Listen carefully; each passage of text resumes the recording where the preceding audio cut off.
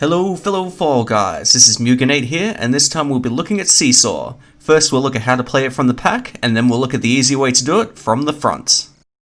You'll notice I have an early fall here, which is why I have to play this one from the pack. Diving is slower than jumping, but diving on the saws is much safer and almost always lands you properly. So remember, if in doubt in Seesaw, dive. When you're in the pack and have to make a choice between saws, remember, everything else being equal, flatter is usually better.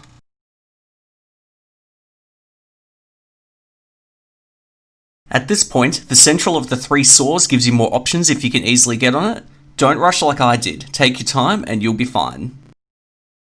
A key part of successfully doing Seesaw is recognising which side to go on. You can see here the final saw is tilted such that the right path will gain access first when it starts to level out. As such, take the right side, assuming you can safely get on the right saw. This final section is simply more of the same. However, what I could have done when I took the right side is potentially jump to the left saw, as that's the path the second last saw immediately benefited. Keep that in mind. Sometimes it's correct to stay and wait, but other times it's better to change your path.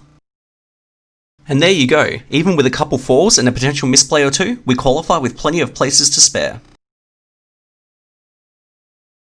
Now let's look at the much easier way of doing Seesaw, from the front of the pack. The techniques and method are basically identical. The main difference is that the saws are much easier to work with, as just about every bean is behind you and not messing with them. There really isn't too much to say about this. Try to do whatever you can to maintain top speed. That is, deviate from your path as little as possible, don't jump if you don't need to as jumping slows you down, and don't dive unless you need to as diving slows you down even more. The more time you save, the more likely you are to be at the front, and if you're at the front, Seesaw is the easiest course in the game.